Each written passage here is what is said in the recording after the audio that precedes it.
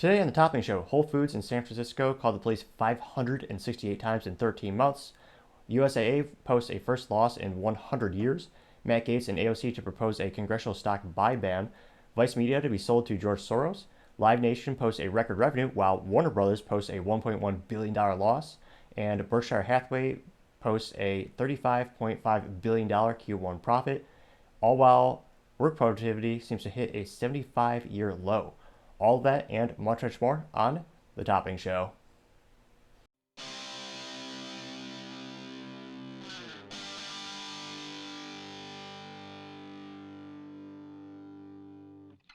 Thank you everyone for tuning in today. Today's episode of The Topping Show is sponsored by Topping Technologies. Topping Technologies is an IT value-added reseller and services company with a special proficiency in IT security. Heck, I see their founder at least twice a day. Gotta say he's quite handsome and brilliant. Tease me, that's the joke. If you're an IT leader or business owner, use a little assistance, grease the team at sales@toppingtechnologies.com. Now, going on to the business part of the podcast, we have Warner Brothers posting a $1.1 billion loss for Q1. Not too surprising since they are currently restructuring after the $40 billion merger with Discovery. And Warner Brothers is telling investors that they project their streaming services to turn a first profit ever by the end of 2023, which would be quite remarkable considering the seemingly oversaturated market with everyone who has 3 cents has a streaming service. Every single major traditional news network has it. Traditional legacy media has it. It's not just Netflix anymore, so there's a lot of competition. Warner Brothers has a lot of intellectual property, and with this merger, obviously they're gaining more resources.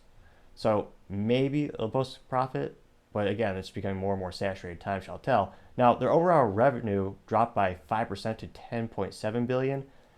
On the upside, Warner Brothers know that they added 1.6 million streamers in Q1, so now they have a total of 97.6 million streamers or subscribers globally, which is a pretty substantial number, relatively speaking, to the market. Now, the downside is the company has about $49.9 billion in gross debt, and that'll be partially just because of the acquisition. So time shall tell to see what is really going to go on for the Warner Brothers company. Now, on the upside, Berkshire Hathaway nets $35.5 billion in Q1 profits. And they also reject woke investments. Now, Warner Brothers, they're going down. Berkshire Hathaway, perhaps the most successful investment companies in history, famously owned and controlled by Warren Buffett, out of Nebraska. Now, they made 6 times the profit compared to 2002. In 2022, they had a reported profit of $5.6 billion. The reason they were making such a tremendous amount of money right now is because they sold billions in stock, vested very little. They actually sold about $13.5 billion, specifically in Q1 stock. They repurchased about $4.4 billion of its own stock. Then they purchased about $2.9 billion in other publicly traded companies. They noted that most of their gains are coming from insurance companies that were offsetting the losses and decreased revenues they're seeing in their real estate and consumer products segments that they also own. Interestingly enough, they also rejected many proposals for ESG. Now, specifically, the shareholders of Berkshire Hathaway rejected 6 proposals for environmental, social, and governance, also known as ESG, changes. And they were also proposed to Warren and the board. They also rejected it. So the number of people who rejected it in terms of the shareholders of the company is a 3-to-1 against those initiatives. Probably because they trust Warren Buffett because he's the most successful trader in history. A little caveat, the only one better is Nancy Pelosi's husband, who consistently makes better choices than Warren Buffett. Somehow magically, he's just that good. Nothing else suspicious going on there. Nevertheless, going back to Warren Buffett, Berkshire Hathaway, their investors trust him because he's made the best, most prudent business decisions and investing decisions in my lifetime. And he always chooses mainly tangible products that people will use on a regular basis, whether that's he's a famous investor in Coca-Cola, Geico, tangible products and services that the everyman will consume. And over a long time, no matter how much he pays for those companies, they usually turn out to be long, fruitful endeavors. Now, there's always someone trying to push him aside, of course, However, I wasn't too surprised to see the ratio of people who said, let's keep him. Now, there's a vote on should we remove Warren Buffett from the chairman position. And they voted to keep him, not a 2-to-1 ratio. They voted it 10-to-1 to keep him as chairman, which is a huge vote of confidence in his leading abilities, as well as his ability to actually start, maintain, and grow the company investment firm. So, as usual, he's making the best business decisions on the market, not too surprising, and he knows that most businesses, the purpose is to serve the consumer, make a fantastic profit or product or service, and make a profit. ESG is much more about social governance, and things are seemingly impossible to measure in some categories and do not actually help the end user or the consumer. They're more ancillary, you might say. So it's not too surprising to see that they currently entrust his vision with the business long term. Now, other interesting businesses, you have a Live Nation posting a record revenue, and that revenue is about $3.1 billion, and that's up 73% compared to 2022 Q1. This is in spite of having botched the ticket sales with Taylor Swift. And for those who don't know, Live Nation is a natural monopoly, some might say. They started off, like many businesses, they started off relatively small. Great concept of being a ticket reseller. And throughout the years, they've bought dozens of other companies. Famously, they expanded to online. They were a very early adopter. And now, basically, they also own venues and have exclusivity contracts with venues. When I say venues, think of football stadiums, concert stadiums, anywhere where artists are performing. And because they own many of them, there are a couple of artists who have tried to boycott them, but they couldn't because all the places they would perform could only use Live Nation to sell the tickets. And there's a lot of frustration because, of course, Live Nation, the tickets are much more expensive than if you just go directly to the actual artist or the venue. But they have that exclusivity contract. And they got in a lot of hot water recently. The fans were furious when there was a record, it was, I believe, a world record for people trying to buy those Taylor Swift tickets to hear about that latest guy that made her cry. Because it's always a guy's fault, according to the research I've done. I think she's in her... It's hard now. She's had some... Statistically speaking, she's had some pretty rough luck in terms of every guy she's ever met seems to be terrible. Nevertheless, a lot of people worship her, and the site crashed. So many people wanted to get those tickets. And in terms of these days, in terms of IT, that's pretty much inexcusable. When your main job as a company is to sell tickets online, and you know this is the most popular artist ever, how could you not have the infrastructure behind that? Or if you don't have a traditional data center where you own the actual hardware where you're hosting this site and the processes for it, why not use Azure, AWS, or a cloud platform that has a consumption model where if you go over capacity, they just charge you on a credit card. So you don't have a crash if it's set up properly. You just have greater fees. But I wasn't able to find out if they actually own their own hardware, but nowadays people expect a seamless, flawless interaction when you're trying to purchase a product online. Amazon's really late. They've raised it to a whole new level. I think the last time you bought a book or whatever you buy on Amazon, 99.99% of the time it doesn't crash. You just buy it. It works. It arrives ahead of schedule. And if there's ever an issue, you return it seemingly through an also flawless experience as well.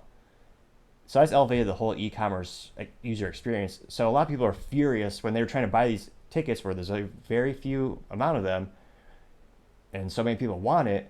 Imagine the frustration of you're clicking that button, the website's crashing every couple of minutes, and you might not get to see Taylor Swift cry about the latest boyfriend or whoever.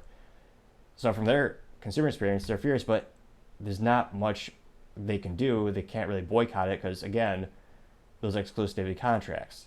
Now, it was astonishing. In a single day last November, 2 million Taylor Swift tickets were sold on their website, despite all the crashes and all the myriad of issues that went down with it. And they're increasing exponentially. Q1, over 19 million people attended events across 45 countries utilizing their ticket sale platform. Now, they've had some congressional hearings, I believe last year actually, about monopoly practices. So actually, I digress. It was in January. So Jack, the CEO of SeatGeek, alleged that in the hearing that many venue owners, quote, fear losing Live Nation concert tickets if they don't use Ticketmaster, unquote. Ticketmaster's owned by Live Nation. And it's hard to say their competitor, but Jack is the CEO of SeatGeek. That's a competitive service. But Ticketmaster and Live Nation are so overwhelmingly large, to call it really competition is a stretch. But they have these congressional hearings where people are saying it's monopoly, but it's kind of like Microsoft. There's not much the government could attempt to break them up, but at the same time, I don't see Live Nation and Ticketmaster going out and doing extra acquisitions and purchases, which the government could strike down and they could block those, but they seem to be doing a lot of organically the past couple of years. So, I mean, time shall tell to see what's really going on there, but it's a tricky situation because they're basically locked in with every venue you like to use, and the artists, I mean, they just want to put on a show, but they're also in that precarious position where people are getting upset with the artists. But a lot of people don't realize, oh yeah, they get revenue share, which is true, but they're not in control of that infrastructure, that customer experience, which further adds to the disdain and overall dissatisfaction. Now, other sad business news, you have USAA. They're one of the oldest companies when it comes to insurance. So they're based over in San Antonio, Texas, established June 20th in 1922. So a little over 100 years old. And for the first time ever, they posted a loss. And even more interesting, I did some more research. It wasn't just them. It was nearly all the insurance companies. So you had State Farm, Geico, and Allstate all posted annual losses on their balance sheets. Now, time shall tell to see what's behind the scenes really causing this. Now, the CEO of USAA, Wayne Peacock, noted that they had to deal with the supply chain issues and record inflation in 2022, which are both very true, although I guess I'm a little confused with supply chain, since when you think of insurance, a lot of it is, well, no, I guess you do have the online infrastructure, you have their websites and stuff, but if you're writing checks for people to repair the cars and they can't get materials to repair the cars, so I guess that's a sound reason. It's just these days I've become so desensitized to every single industry and company using it as a crutch. I've gotten to the point where I almost second guess, well, wait a minute, does it really affect your business? I mean, how so? But lo and behold, you just got to think of the ripple effect or the domino effect, and more often than not, it does. Now, interestingly enough, they recorded a $36 billion revenue in 2022. Granted, that is about 3% lower than the previous year. And when they were asked a little bit more, they noted that, quote, investment returns declined 44%, driven by the absence of large prior year investment gains and weak equity market performance as markets continue to be impacted by high inflation and a weakened global economy, unquote. Now, unfortunately, they've also had a reduction in headcount. So they reduced about 1% of their workforce lately, and this is 2 months after they laid off 130 members of their mortgage services department. Now, that's not too surprising when you consider the housing market right now. You got, again, 40-year record inflation, you have the rates exponentially increasing, so it's naturally decreasing the amount of people that want to go out and try to buy a house when you're going to be paying such a premium because of the interest rates. So that's one of the main reasons that you're seeing such a dramatic decrease in the number of house purchases. And of course, if you have less people purchasing houses, you don't need as many people facilitating those mortgages. So it is unfortunate they had to lay those off, but it is also quite logical. Now, going on to the culture part of the podcast, we have to go and reevaluate the culture of San Francisco, which, winding back the clock a couple decades ago, was the pinnacle of tech innovation and some of the most best food, great place. And of course, you have the cliche, the weather's always perfect. Unfortunately, the culture is continuing to deteriorate. You have Whole Foods in San Francisco. They filed 568 police reports in 13 months. Now, you don't have to be a math genius to realize that is much more than one per day. And that is a lot. So what was going on there? And you're not going to be too surprised. So you had rampant drug use in the restrooms. You had these are humans. These are people in San Francisco defecating on the floors of the actual grocery store. And you also had violence to the staff. And also, not too surprised, but not one or two shopping carts are stolen. 200 of 200 shopping carts are stolen from the store. And this is the same city where we reported last week where it's gotten so bad, Target is locking up not just their toothpaste and mouthwash, everything. So there's a viral video on Twitter a couple weeks ago where they walked through the store at Target in San Francisco. Everything is behind a locked plexiglass or some type of transparent glass or barrier, and you have to ask for assistance. And again, this is coming from just the cultural decay and also political. They're voting for this. They decided to decriminalize or they dropped the misdemeanors in which if you steal anything below $950 is basically not prosecuted. So humans and any animals really, they respond to incentives and respond to stimuli. If you're telling them, oh yeah, you're not going to get in trouble if you steal anything below $950, well, guess what? You're going to have an exponential increase in people stealing those things. And it's just a rough position to put your employees in because obviously it's violent as all hell. Now, the security guards were also assaulted with knives and fire extinguishers, oddly enough. So I don't know how they're going to, quote unquote, take back that city or turn things around, but you really need the community to come together and decide, is this the city and the legacy you really want? Businesses are leaving in droves. They're closing down the Whole Foods. It's just a terrible situation. Would you want to raise a family there? Yet alone, how do you start and maintain a business? It's just prohibitively expensive. It's prohibitively dangerous. So at the end of the day, and time shall tell, the community, in my opinion, need to come together and decide what kind of city do we want to be? Where do we want to be in a couple of years? How do we get there? Do we keep doing the same thing we've been doing for decades? Probably not a prudent decision, but they seem to keep making that same decision, and that's their prerogative, I suppose. Although it's heart-wrenching for the people that aren't in a position to move. Though at the same time, if there's a will, there's a way, and I wish them the best. Now, other interesting cultural news. One of the most fascinating cultural phenomenons in terms of reporting in independent media was Vice News. And they're apparently going to be sold to George Soros, or more appropriately, his investment company. Now, Vice News used to be known for the most outlandish, interesting, unique stories out there. The opposite of politically correct. It was a thing where I had friends on the left, on the right, on the center. Many people appreciated a lot of the original content they did. When CNN was reporting on Afghanistan and other war zones using a green screen and subsequently being turned out to be a fraud when they pretended to be there, but they weren't really, Vice Media was actually sending people into war zones, into cartels. They were interviewing drug lords in third world countries. It was shocking, very original, and quite a unique reporting experience. And I found it quite fascinating myself. Now, unfortunately, it sounds like they sold out many years ago. So the company right now has $250 million in debt with George Soros, and they're going out of business. They're going through bankruptcy, and it looks like it's going to be a $400 million buyout of the bankruptcy. They're currently in talks with their top lenders, including the two being Fortress Investment and Soros Fund Management, being George Soros' company. Now, Soros already gave them $250 million in debt, so I believe this means if he spends $150 more, then he gets the whole company. And astonishingly enough, Tim Pool used to work there, and he reported on his podcast on what was that pivotal moment that really tipped the company from independent to mainstream to being politically correct to being bending at the knee and doing whatever the man might say. I know it's a cliche saying, or in this case, maybe woman. Now, there's a rumor where Tim Pool's friend, who used to work there and used to be a higher up in the company, they claim that the company was having all these awesome independent reporting, very off the cuff, but apparently they were accused of sexual harassment.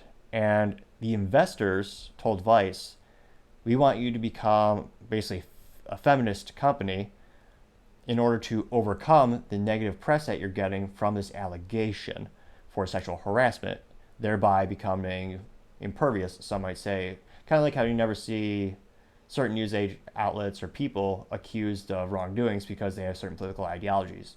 It's disgusting. There used to be a time where every man was judged by his actions, regardless of political affiliations or skin tone. That's what all the civil rights leaders had in mind back in the day. It's what all Americans should believe in is equal opportunity, equal justice for all. Now, they claim that as soon as this happened, they became extremely left-leaning. They stopped doing a lot of their more aggressive, unique stories. And because of that, they became more bland, more cookie cutter, and less people wanted to tune in because if we wanted that, they would just watch CNN or Fox News. Those are already established media companies, so they're already doing that. So the company used to be worth $5.7 billion.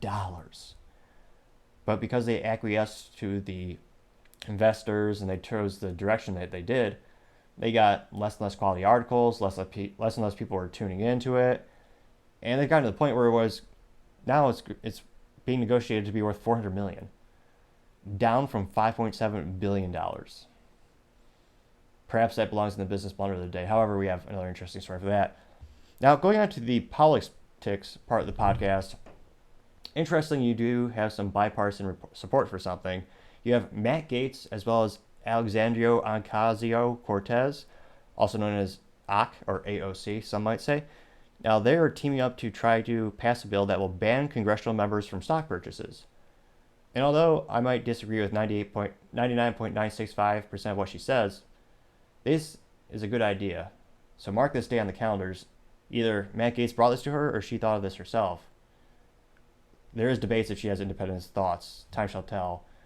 More research is needed, but this is something I certainly agree with for both of them. This could be a good idea. You're also asking for government to do something to limit themselves.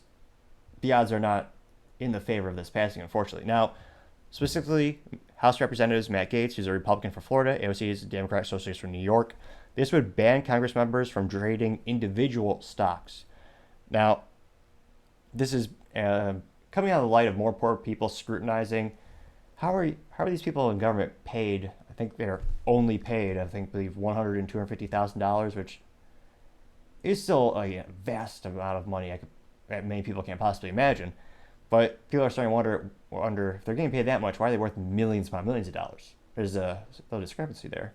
Now, there's also a lot of critique about Nancy Pelosi's husband, Paul Pelosi, who, again, he's had better trades than Warren Buffett.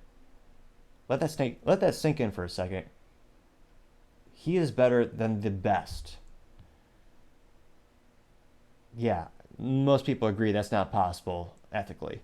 Now, a lot of traders has also raised eyebrows in recent years, including former Senator Richard Burr, who sold $1.7 million in stock on February 13th, 2020, conveniently after he was briefed of the threat of the coronavirus, COVID-19 virus. So he knew about that threat before the American public did. He subsequently sold his stock, and then as soon as the American public knew, the stock market tanked.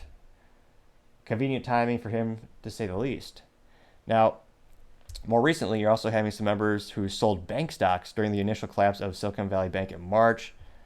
So this stock specifically, this bill around stock, bill would prevent congressional lawmakers and their spouses and dependents from trading individual stocks. If the bill passed, they would have 90 days to either divest the stocks or place the assets in a qualified blind trust in which they don't have control over what stocks are bought or sold in the account. Which certainly makes sound sense when they're making so many decisions that do direct individually publicly traded companies, whether that's aerospace or technology. I mean, during the COVID-19 outbreak, magically, a lot of the senators and a lot of people in Congress, they all invested in tech companies that specialized in remote technologies, such as Zoom, NVIDIA, a lot of these technologies that enable companies to work not in an office. And of course, those stocks just shot up exponentially as demand grew because everyone had to be working from home. So it'll be interesting to see how this plays out, but it is nice to see some folks on the left and the right coming together. And I think there's certainly public support for this type of a bill. Now, time shall tell if they're able to convince their other members of Congress that this is a good idea to limit how much money they can make subsequently. But I think there was a time when most people agreed that public service, it was a service. You weren't necessarily meant to go there to profit. A lot of people argue if you work for the public government, you should be making less than the private sector. You're making a sacrifice to serve your country. It's not something where it's a little unusual where you're going there and you're becoming a millionaire. So I think more and more people, I think this might be a smart political move for some folks to actually agree with them and use that as a campaign tool, because a lot of the public would support that. So they might lose out some money, but they would get more votes, and a lot of people would argue it's also doing the right thing. Certainly an interesting idea. Now, going on to the business blunder of the day, perhaps this is the most controversial one of all. I almost want to say it is work from home. Now, let me specifically dive in. According to a report which Fortune released that was performed by EY Parthenon, they noted that work productivity is at a 75-year low, which I thought was an astonishing amount of decrease. Now, the debate is around why is this? There's a lot of variables, but two of the biggest variables we've seen in the past 24 months, especially I would say, are working from home. You have inflation throughout the roof, and you also have just overall the economy being pummeled into nothingness. So it's hard to say if it's a single there's not really a way to do a single variable analysis, I don't think, but those are the three big things I've noticed in terms of what's changed in the past 2 to 3 years in terms of the work environment, the economy. Now, the research from the management company EY Parthenon analyzed data from the Bureau of Labor Statistics, and they found that employee productivity dropped 2.7% in the first quarter of 2023. This is a 0.9% decrease year over year. Now, their article, they claim that inflation, burnout, and flexibility were some of the main things they believe are behind this, including bringing up higher labor costs and making the compensation trickier. Now, it's very unpopular to say work from home doesn't work, or more grammatically attractive might say work from home is ineffective. And it really is a personality thing. Many people I know work much more efficiently at home because they are self-disciplined. And unfortunately, that's becoming a rare thing these days in the United States, I think.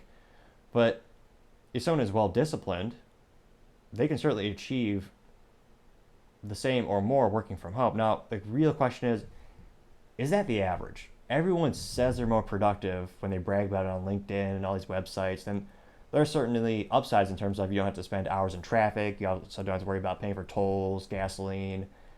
There are a lot of upsides fiscally for the employee.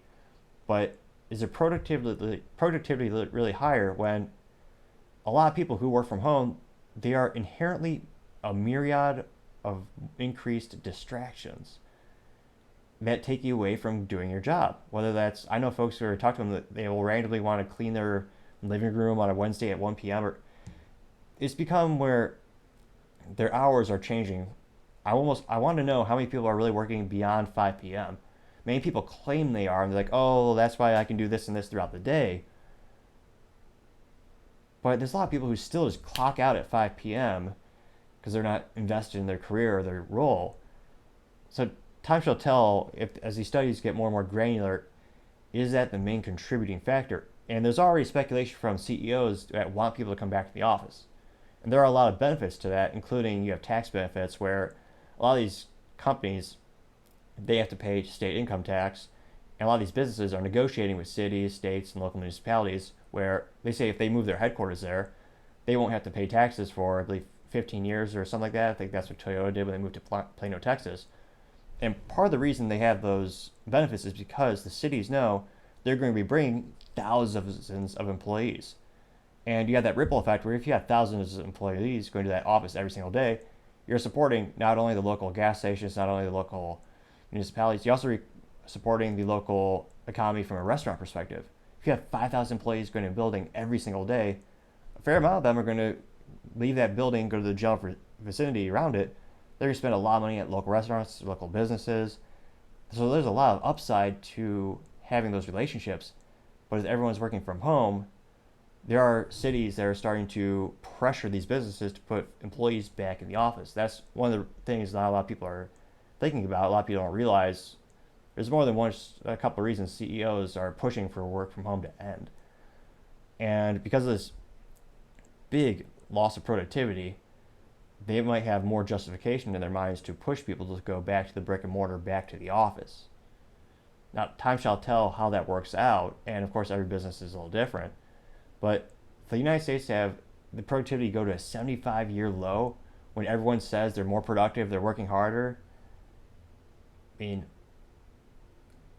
I know it's not for everyone, but that just seems to be a business blunder. If you have all the tools and technologies in the world, but you're getting less done, there certainly needs to be some type of a turnaround plan or something to reinvigorate their investment.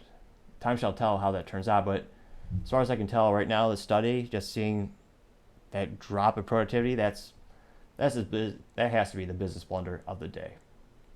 Thank you everyone for taking time to tune in today. Don't forget, if you like this show, to hit that like button, subscribe, and comment. Each one of those things helps build the channel up. Also, don't forget to tell your family, tell your friends, tell your coworkers, heck, tell your enemies, tell anyone and everyone to stay safe and fight the good fight.